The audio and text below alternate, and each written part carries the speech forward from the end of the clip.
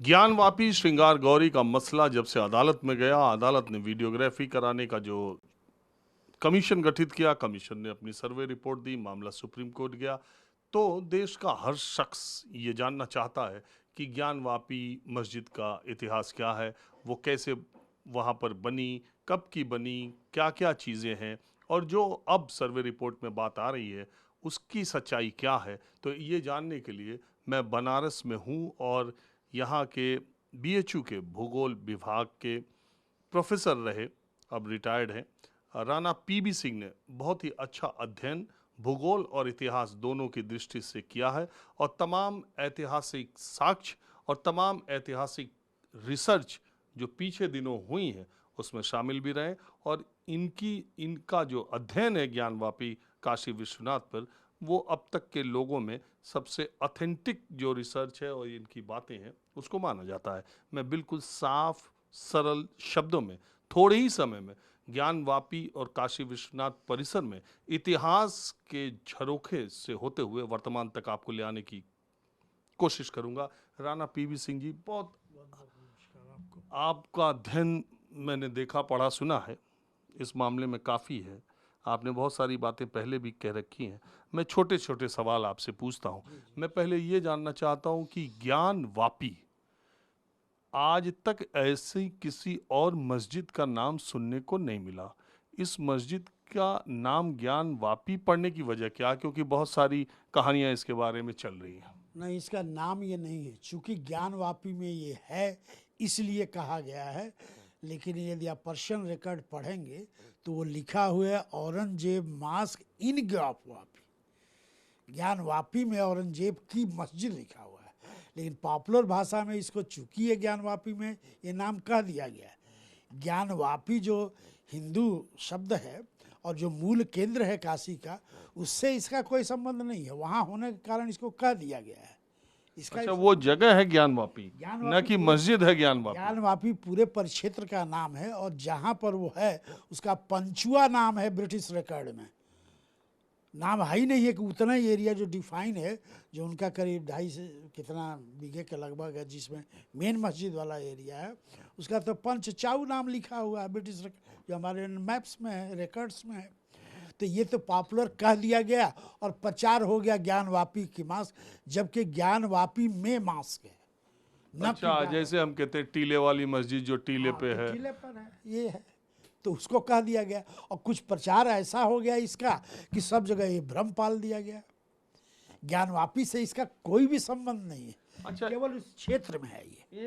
एक बड़ी पट्टाभी सीता रमैया की किताब का एक उल्लेख दे करके एक प्रोफेसर साहब देखे ही कैसा फंस भी गए और उसकी एक कहानी बताते हैं। उसका सत्यता से कोई लेना देना? उसका सत्यता से इसलिए लेना देना नहीं है कि ऑलरेडी जब 1937 में जो मुकदमा दायर हुआ, 39 में उससे पूरा डिबेट और छपा, उसी समय निकल चुका था सारा। और बाद में उनकी बड़ी छीछा लेदर हो सकती थी, तब तक उनकी डेथ हो चुकी है पट्टाभी सीता रमैया की। क्योंकि वो ये लिखते हैं कि मुझे एक मौलवी ने बताया। तो एक मौलवी ने, किस मौलवी ने, किस आधार पर बताया, तो ये कैसे हुआ?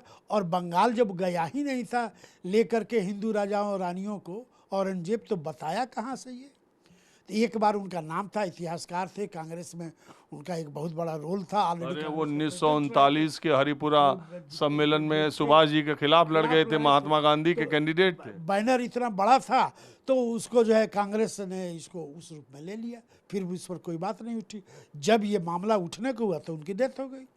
लेकिन ये तो प्रूफ आ चुका है ऑलरेडी, अल्टेकर ने प्रूफ कर दिया। अल्टेकर किताब है 1937 की, फिर सेकंड एडिशन 1942 की है, और सबसे अथेंटिक वही किताब मानी जाती है। क्योंकि जो ही ये मामला शुरू हुआ बहस का इतिहासकारों के बीच में, तो उस समय के 2 इतिहासकारों में पूरे देश में अल्टेकर साहब थे। आप इसी एक शब्द से समझ सकते हैं उनकी क्या हैसियत थी कि पत्र विदेश से आता था तो लिखा रहता था प्रोफेसर अल्टेकर इंडिया, इसी समझ लीजिए।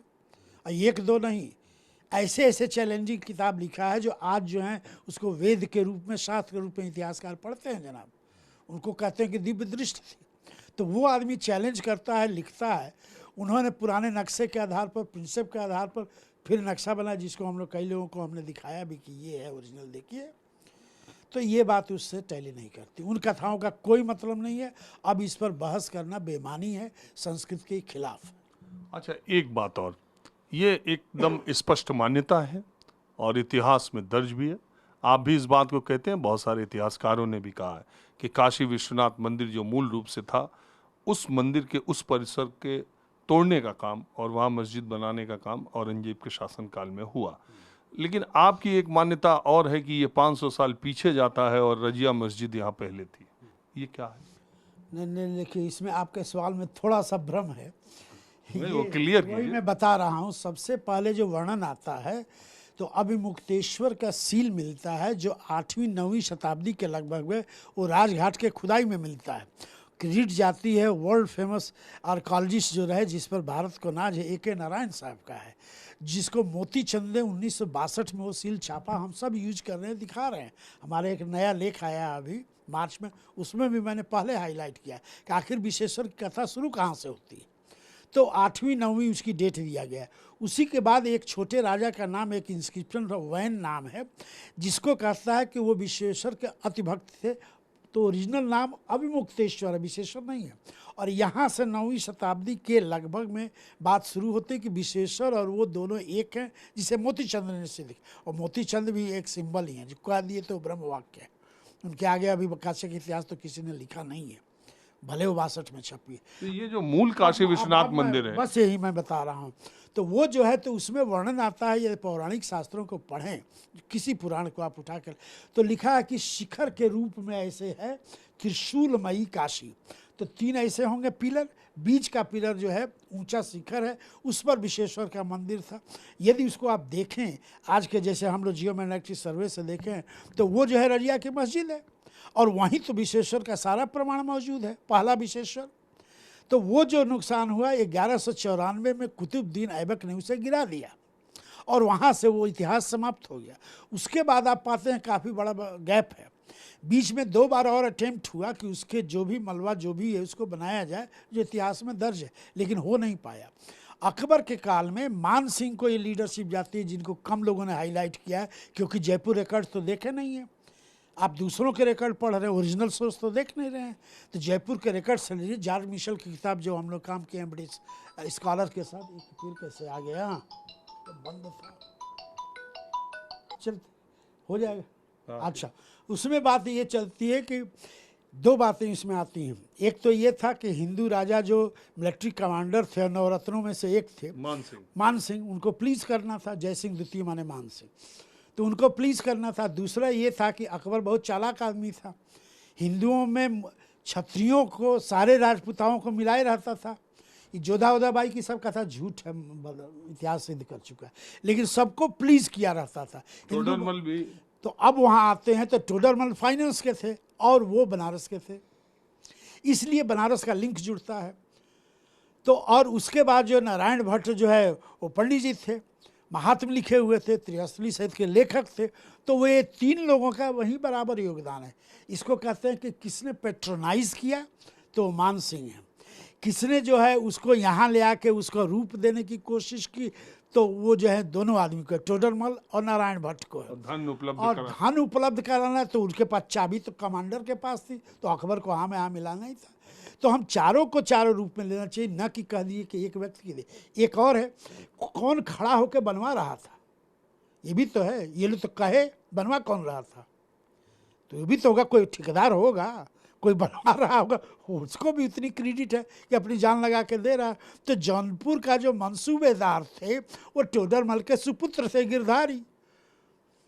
ये सब रिकॉर्ड्स अवेलेबल है। तो ये जो वर्तमान काशी विश्वनाथ का परिसर है, जिसको ये मस्जिद वाली की बात हो रही है, जिस पर बाद में वो तुरंत मैं बता रहा हूँ। तो 1585 में 82 से 53 साल के लगभग में ये बना है, बन गया। जो बना इसका प्लान, ये भारत के कम से कम उत्तर भारत में वैसा मंदिर प्लान कहीं नहीं था। ये नहीं क्लियर है कि वो बुद्धि किसने दी थी, किस शास्त्र पर आधारित, तो पूरी ज्योमेट्री पर आधारित है, जिसका हम लोग अध्ययन किए हैं और आज से नहीं अध्ययन कर रहे हैं, कई बार किया बताते हैं कितने खंभों पर है। एकदम खंभे, ग्रिड 27 नक्षत्र ऊपर, 27 नक्षत्र ऐसे, 27 गुणे 27, उसमें 9 बीच में काशी विश्वनाथ का, जिसे प्रिंसिप ने बनाया, हम लोगों ने मॉडिफाई केवल किया, क्रेडिट प्रिंसिप का। जो 1822 में उसने बनाया, 1831 में उसको छापा। तो वह जो बन के आया वो एक अद्भुत मंदिर आया। और वो जैसे आप हर व्यक्ति विश्वनाथ जी कह रहा है, लेकिन जरा वो ओरिजिनल सोर्स तो देखो भाई, वो पंचायतन था, 5 मंदिरों के बीच में वो शिखर था। और एक वापी थी, जो आज कह रहे हैं कि कुएं में से शिव जी निकल गए, तो एकाएक कुआं कहाँ से आ गया। अभी हम कल लोग आए थे कुछ लोग दिल्ली से, तो बैठ के मिलाया तो कहा अरे ये तो ऐसे है। तो हमने कहा ओरिजिनल जब देखेंगे तब ना भ्रम टूटेगा। एनीवे, आपके प्रश्न पर यह आधारित है। तो बन गया, शुरू हो गया, पूजा पाठ शुरू हो गई, सारा विधिगत हुआ। और यूनिक जी से प्रिंसेप ने कहा है कि ये मंदिर केवल नहीं है, मंदिर ये ऊपर है, नीचे कास्मोग्राम है। उसने एक नया शब्द दिया अंग्रेजी में, कास्मोग्राम माने ब्रह्मांड का प्रतिरूप है। 27 नक्षत्रों की व्याख्या, 9 ग्रहों की व्याख्या, और सबके बीच में शिव है कि शिव सबसे सर्वोपर है। फिर वो बताता है एक और लाइन जो आज मुझे मिली है, डॉक्यूमेंट अमेरिका से किसी ने भेजा, ये जो कहा जा रहा है कि पाइप है और छेद है और फव्वारा है, उस पर बाद में बात करेंगे। लेकिन मैंने वो बताया कि शिव जो उसमें थोड़ा स्थापित, हम लोगों को, दर्शकों को बताते चलें, क्योंकि कहानी क्लिष्ट भी है, बहुत ऐतिहासिक। मैं ये बताना चाह रहा हूँ, पहले आप एक बात आपने कही कि काशी का जो लैंडस्केप है या उसकी जो बनावट है वो त्रिशूल की तरह, और त्रिशूल की तरह से है, और उसका 3 उस पे है। तो त्रिशूल का जैसे बीच का पार्ट जो मध्य होता है वो ऊपर होता है। तो वो आप बता रहे हैं कि बनारस का जो भूभाग है उसमें सबसे ऊंचा स्थल वही है जो काशी विश्वनाथ जो आज रजिया मस्जिद है, लेकिन ओरिजिनल वही विश्वनाथ जी था। जब 1194 में गिराया वो गया, जगह देखी जाए अगर, अभी जाके देखी जाए, भीतर जाके देखिए, कमल दल के उसमें फूल हैं, लक्ष्मी का उसमें चिन्ह है, घड़ियाल का चिन्ह है, कच्छप का चिन्ह है। तो है क्या ये? मुसलमान में तो कोई नहीं हो सकता है जो सब उसमें है खंभों में। अच्छा, ये हाईलाइट ही नहीं किया जा रहा है। नहीं, ये तो अब रिपोर्ट में सब बात आ गई कि तमाम जगह वहाँ जो मैंने पढ़ा कि वहाँ जो 3 सीढ़ी चढ़ के वहाँ के जो इमाम के बैठने की जगह है उसके पीछे भी कलाकृतियाँ, आकृतियाँ ऐसी हैं। तो इस तरह से जब हुआ, तो जब उन्हीं का अकबर का पोता औरंगजेब आता है, तो औरंगजेब जो है ये तीसरा बेटा था, शाहजहां परपोता तीसरा बेटा था। तो पहले तो शाहजहां थे, फिर खुर्रम था, फिर ये था। ये अपना बड़ा मन का ये था, दारा शिकोह ना, दारा शिकोह सबसे ऊपर था। अच्छा, एक कहानी दारा शिकोह के बारे में कहा जाता है कि वो संस्कृत और वेदों का, उपनिषद का अध्ययन करने बनारस आया था। ये सच है? आया ही नहीं था। बनारस में एक तरह से उसको मान्यता ये दी जाती थी कि कहीं शंकर का या किसी पतंजलि का उसमें कहीं ना कहीं कुछ प्रवेश है, नहीं तो एक मुस्लिम जो नमाजी है, रोज नमाज पढ़ रहा है और उपनिषदों का अध्ययन कर रहा है, और दुनिया में एक ऐसी बड़ी क्रेडिट है जिसको हम लोग नहीं देते हैं उसको, वो पहला आदमी था जो 18 उपनिषदों का पर्शियन के पोइटिक रूप में अनुवाद किया। दुनिया उपनिषद को, मैक्स मुलर बाद में आते हैं, ग्रीवेंस बाद में आते हैं, पहले तो पर्शियन से दुनिया में गया, दूसरे देशों में जहाँ से अंग्रेजी में, जर्मन में, फ्रेंच में लोगों ने पढ़ा। इसका श्रेय दारा शिकोह को दारा शिकोह का। तो ये औरंगजेब कैसे बर्दाश्त करता कि तो हिंदियों में भी हीरो है, इसको घोषित कर रखा है शाहजहां ने, तो बस इनका सब खत्म करो। खत्म करने को जो सोचा तो इसके 2 बात हुए। एक तो वो जहाँ इसका गढ़ है वो गढ़ समाप्त कर दो, तो वो काशी थी। दूसरा ये जो फरमान है, जिसको हमने कल दिखाया भी है, मेरे पास कॉपी है और कई जगह है वो अवेलेबल, तो उसमें वो जो शब्द प्रयोग करता है कि उन प्रमुख, औरंगजेब ने जो फरमान जारी किया कि उन प्रमुख मंदिरों को जहाँ से किसी भी तरह की आशंका हो इस्लाम के खिलाफ और काफिर जुटते हैं, तुरंत उनको जो है ध्वस्त कर दिया जाए। तो 3 ही मंदिर तो ध्वस्त किया मेन, और तीनों वही मेन। तो आप ये कहते हैं जो secularist so called anti Indian हैं या बड़े भारी विद्वान हो सकते हैं, भले इतिहास कभी नहीं पढ़े हैं, तो वो ये कहते हैं कि ये कहाँ लिखा है इसमें विश्वेश्वर। तो सारे ग्रंथ मिलाइए तो 3 मंदिर सबसे सर्वोपर थे। कृतिवासेश्वर का दारागंज में, जिसके पास रह के दारा शिकोह पढ़ता था, दारागंज आज भी नाम मौजूद है। ये अच्छा, वो इलाहाबाद का दारागंज है उसका क्या? नहीं, वो दूसरी कहानी, वो दूसरी कहानी। इसकी कहानी दारा से वहाँ भी गया रहा, उसी से जुड़ा है, लेकिन उपनिषदों की व्याख्या से वो नहीं जुड़ा है, वो काशी से ये है। तो वो हो गया। तो दारा शिकोह वाली दूसरा, जब 3 ही प्रमुख मंदिर थे, जिसमें विश्वेश्वर, जिसको हम सामान्य भाषा में विश्वनाथ जी कहते हैं, उसके बाद जो है कृतिवासेश्वर जो दारागंज में था, जहाँ जहाँ जाके बैठना उठना करना शिक्षा लेना ये होता है। और तीसरा बिंदु माधव है जिसमें शिखर की लंबाई उस समय 12वीं शताब्दी तक उस तरह का कोई मंदिर ही नहीं था जिसमें इस तरह का शिखर बना हो बिंदु माधव का मंदिर। तीनों को गिरवाया, केवल 6 महीना के भीतर ये तीनों गिरे हैं, तीनों के रिकॉर्ड। और उसी का जो औरंगजेबनामा लिखता है, जो लेखक जो राजा की प्रशंसा करता है, तो डेट दे के लिखता है कि हुजूर के को मैं फरमा रहा हूँ कि एकदम गिर गया, तो खुशी में वो कुछ देता है। अब क्या दिया ये स्पष्ट नहीं है, माला दिया हो, कुछ हीरा जवाहरात दिया, लेकिन दिया हो, बहुत खुश हुआ। ये बात जो है रिकॉर्डेड है, हमने कल लोगों को दिखाई थी, ये पढ़ लीजिए आप। और आपको कल क्या मिला कह रहे हैं नई चीज? कल ये है कि एक विद्वान ने ये जो भेजा, जो आप कहे कि अलग आएंगे तो बताएंगे, तो उनका ये कहना है कि जो छेद की बात हो रही है, पाइप की बात अच्छा, हो हाँ, रही है, मैं उस पर आता हूँ, अलग विषय है वो। अब देखिए राणा पीवी सिंह जी, आप भूगोल के प्रोफेसर रहे हैं और इतिहास और मंदिर और इन सब चीज़ों का आप अध्ययन कर रहे हैं। लोग कहेंगे नहीं, कि नहीं, आप जरा सा सुधार लीजिए आप, ये मेरा अध्ययन नहीं है, यह गलतफहमी में मत पड़ी, यही मेरा जीवन है, यही मेरा रोजी रोटी कह लीजिए, जीवन कह लीजिए, पागलपना कह लीजिए, कौन शक्ति हमसे करा रही है ये भी मैं नहीं जानता। दुनिया के कम से कम 70 विश्वविद्यालयों में मैं इस पर भाषण दे चुका हूँ, 30 देशों में इसी बात को लेकर सब जगह लोग वही वाला बताइए, ये मैं नहीं जानता। आप कहते हैं डिग्री में, ये आपका हिसाब है।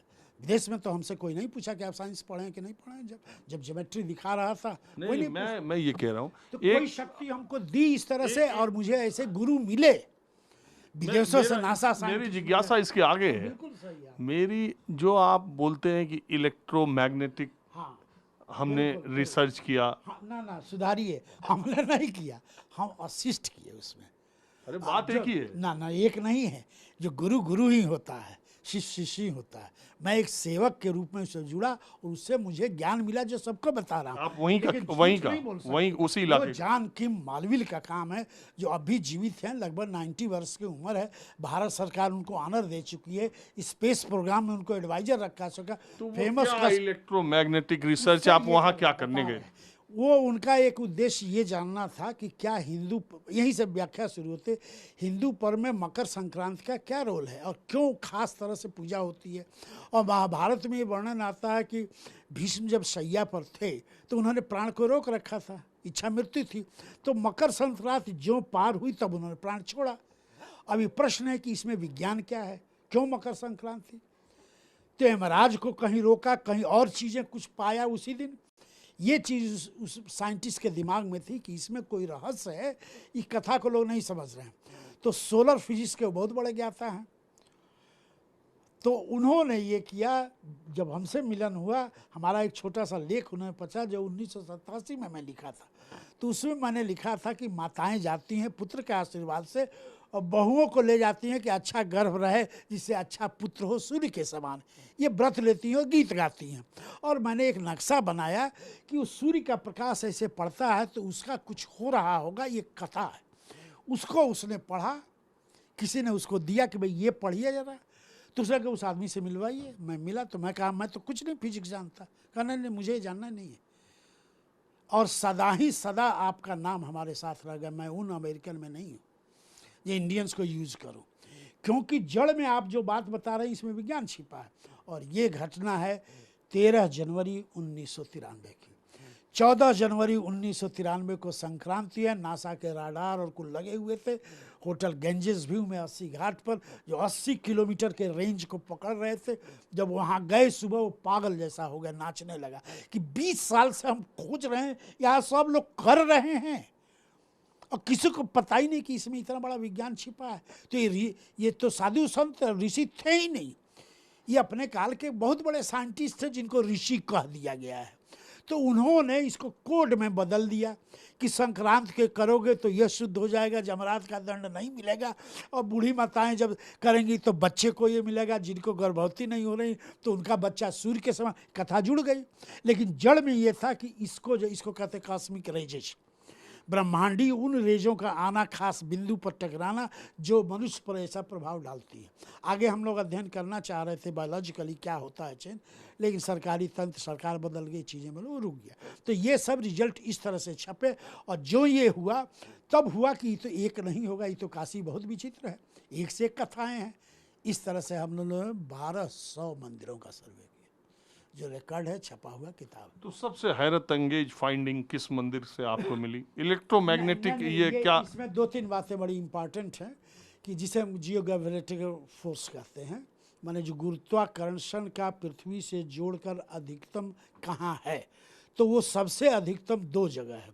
पहला है ज्ञानवापी, इसलिए हम लोगों ने उसको नाभि कहा, और जब वर्णन पढ़ा तो पता चला कि त्रिशूल से मारते हैं, जल नीचे से आता है, तो जल ही तो जीवन है, जल ही वो यहाँ आया और उसी को शिव ने लिया और फिर रचना किया। ये पहली कथा है ज्ञानवापी को।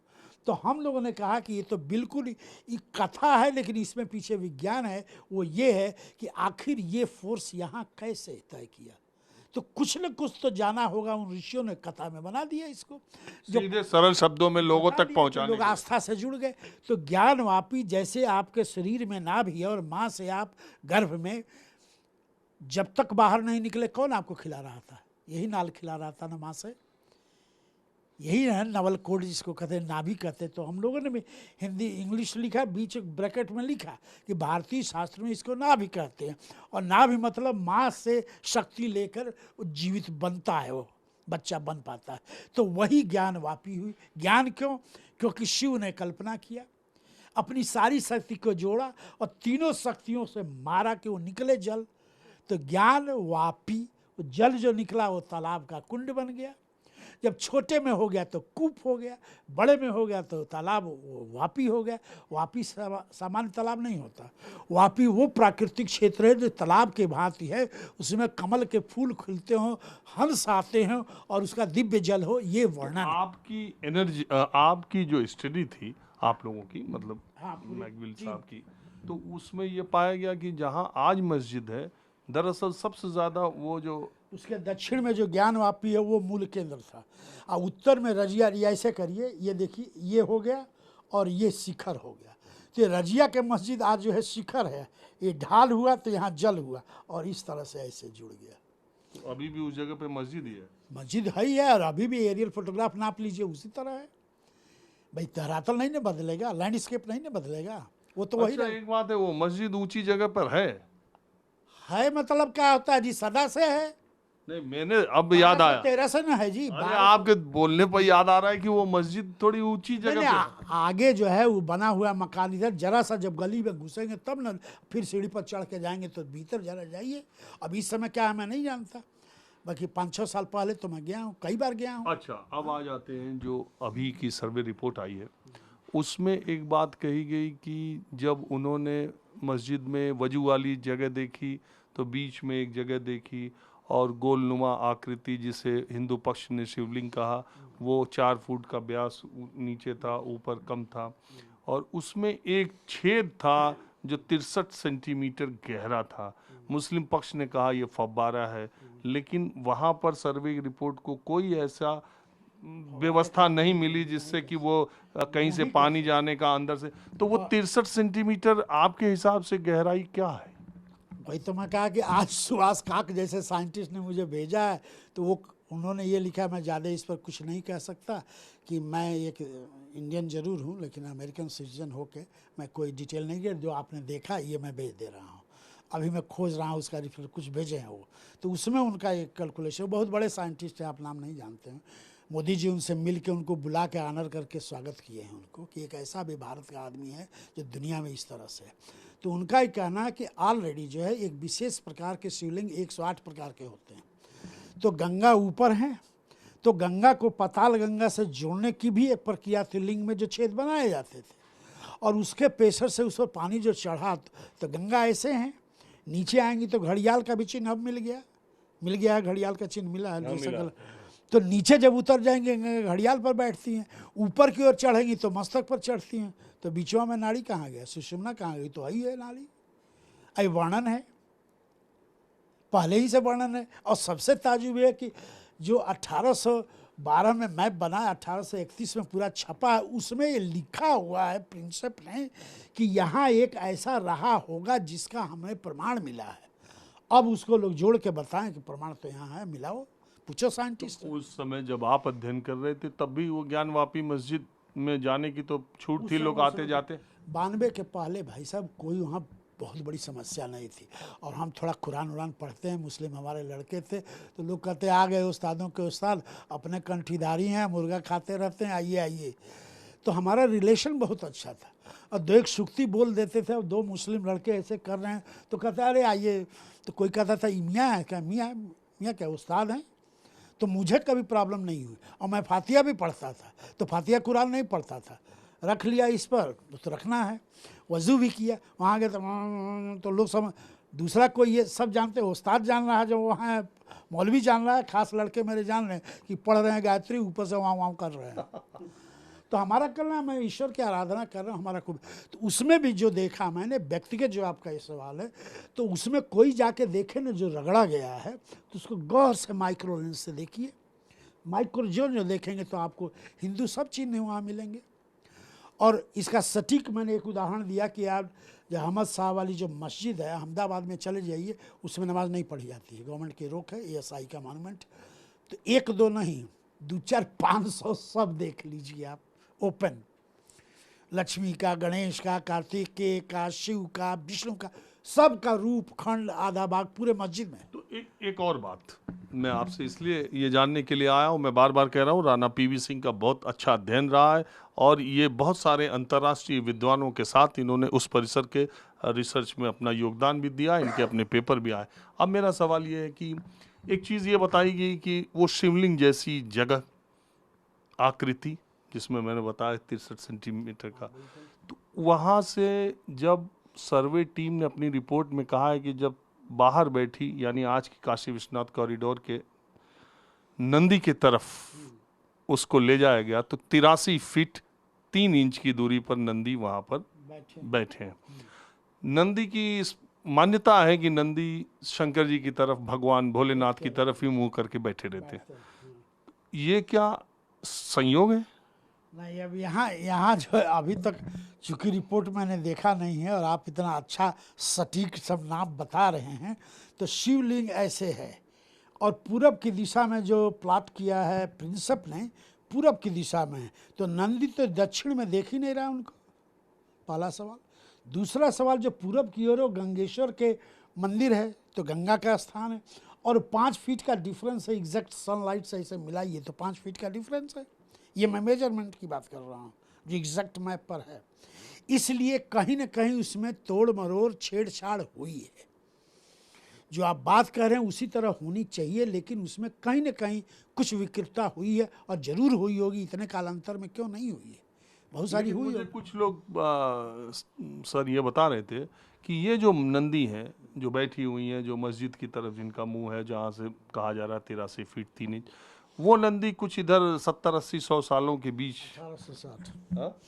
1802 डेट है, 1860 1824 कि यानी नेपाल या में। तो 2 साल पुरानी या 160-62 साल पुरानी। दो नहीं, मैंने 1824 का एक डेट है जो मिल रहा है, 1860 की एक डेट है, उसी 1800 में दो जगह है। और एक जगह डेट न दे के लिखा है कि 19वीं शताब्दी के पूर्वार्ध में, तो इसका मतलब है 1824 हो सकता है, 25 पूर्वार्ध 4 भाग में बांटते हैं ईयर को, तो 25 के पहले ये मोतीचंद का है। और जो बाद में ठाकुर प्रसाद वर्मा लिखते हैं, तो मोतीचंद के आधार पर उन्होंने लिखा है कि 1824 की संभावना है, लेकिन एक जगह से पता चला 1860 है, उसके बाद किसी ने लिखा ही नहीं। तो नेपाल के राजा ने नेपाल के राजा ने दिया। अब यहाँ तुरंत ये प्रश्न उठ जाएगा जो आपने बहुत ही आधारभूत चैलेंजिंग प्रश्न किया है कि वो एग्जैक्ट देख रहा है कि नहीं देख रहा, वो तो बाद में स्थापित है। अब यहाँ और सवाल होगा कि मूल जब बनी थी मंदिर, वो वाला नंदी कहाँ है और वो कौन है?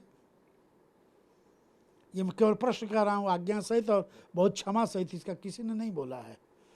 इसका जवाब तो अभी तो मिला नहीं है। वही, अगर मान लीजिए जो लोग ये दावा कर रहे हैं कि बाबा मिल गए, मतलब कि जो ये शिवलिंग मस्जिद के अंदर वजू खाने में आने की बात जो लोग दावा कर रहे हैं, और उसका दावा का आधार ये है कि नंदी उधर देख रहे हैं, तो नंदी तो 150 साल पहले थे, तो वो मूल एक मत के अनुसार, इस मत के अनुसार जो ज्यादा ऐतिहासिक तथ्य पर आधारित है, कोई हम नहीं लिखे हैं दो महान दिग्गजों ने लिखा है। मान लेता हूँ 1824, तो अभी 200 साल हुआ। अभी हुआ, तो काशी विश्वनाथ तो मंदिर और शिवलिंग तो हजारों साल, पता नहीं नहीं, सिर्फ हजारों साल नहीं हुआ, लेकिन 1585 में वो ओपन हुआ था, शिवरात्रि को उसका हुआ अच्छा था। हुआ जो आपने मानसिंह वाला बताया। लेकिन मान्यता तो ये है कि काशी विश्वनाथ मंदिर जो हाँ, तो वो रजिया पे पाला रहा है, और रजिया के पाले वाला एक काल्पनिक भी है कि उसका सीधे ट्रेस नहीं है, लेकिन हमारे जियो अच्छा, अब मैग्नेटिक मेरा ये सवाल है। एक लास्ट लाइन, जियो मैग्नेटिक सर्वे के अनुसार ज्ञानवापी वाले केंद्र के बाद जब जाता है दूसरा मैग्नेटिक फोर्स कौन है, तो विशेश्वरगंज में घूम रहा है। तो विशेषरगंज ये जी, राजघाट के साइड जब हम जाते हैं और विशेश्वरगंज के बीच में, तो नीलिल वहाँ घूम रहा है। इसलिए तो वहाँ कौन सा मंदिर है? कहाँ है मंदिर? तो मंदिर हर जगह बना रहेगा क्या? तो वही साइंटिस्ट कहता है कि कभी भी छोटे रूप में कहीं मंदिर वहाँ रहा होगा, और ये नाम जो विशेश्वरगंज हुआ, क्योंकि ऐसे सैकड़ों नाम पूरे भारत में हैं जो मंदिर के नाम से जो बाजार जुड़ता था उसका गंज जोड़ देते, तो विशेश्वरगंज क्यों? जब राजघाट एंशियंट है तो राजघाट गंज होना चाहिए, विशेश्वरगंज क्यों? ये तर्क की बात है, इसका कहीं प्रूफ नहीं मिला, लेकिन मैग्नेटिक फोर्स वहाँ गई कि भाई इधर है, तो ज्ञान यानी बनारस में जियो मैग्नेटिक फोर्स दो जगह सबसे ज्यादा है, एक ज्ञानवापी और दूसरा विशेषरगंज। चलिए दर्शकों को ये भी बात पता चली, लेकिन मेरी एक कौतूहल है। इसको पूरा नहीं किया जा सका, केवल मिला, स्टडी लेकिन पूरी हाँ, नहीं हुई। कहीं माने वो चिन्ह, कहीं भी कोई मंदिर है कुछ छोटा घर में कहीं पता चलता, ये नहीं हो सका। देखिए, मैं वर्तमान में जो राजनीतिक सियासत, जो तनाव, जो सद्भाव, जो हिंदू मुस्लिम हो रहा है, उस पर मैं आपसे बात नहीं कर रहा हूँ। मैं केवल साहित्यिक दस्तावेज, साक्ष्य और जो अध्ययन है उसमें क्या हुआ है, मैं सिर्फ उसकी बात कर रहा हूँ। अब बात इस पर मेरा एक सवाल लेमैन का, कि हिंदू धर्म में जो भी चीज़ें, आस्था, मंदिर, पुरानी बातें, सब कुछ है, उसको जब हिंदू धर्म का कोई प्रकांड पंडित बताता है तो उसको रूढ़िवादी, उसको अंधविश्वासी ऐसे चीज कर दी जाती है। आप जो दावा करते हैं, तो पश्चिमी जगत के साइंटिस्ट आ करके उन्होंने काशी विश्वनाथ, यहाँ की मैग्नेटिक और सारा रिसर्च पश्चिम के साइंटिस्ट का है 18वीं ने 19वीं शताब्दी में। हाँ, मन भारतीय के सहयोग से है, लेकिन यह मूल तो सोच उनकी थी। उनकी सोच थी कि इसके पीछे कोई विज्ञान है। और ये बात जो है, सबसे पहले ये देखे तो 1952 में फ्रेंच भाषा में, 1954 में हम इंग्लिश जिस समय गाना लिख रहे थे, मानो तो मैं गंगा माँ हूँ, ना मानो तो बहता पानी, उस समय वो मान रहे थे कि नहीं, गंगा में कुछ है और उसके रिसर्च के लिए आए। मैं ये प्रूफ दे रहा हूँ, किताब का नाम है, हमारे पास ओरिजिनल किताब है, सेक्रेड एंड प्रोफेन।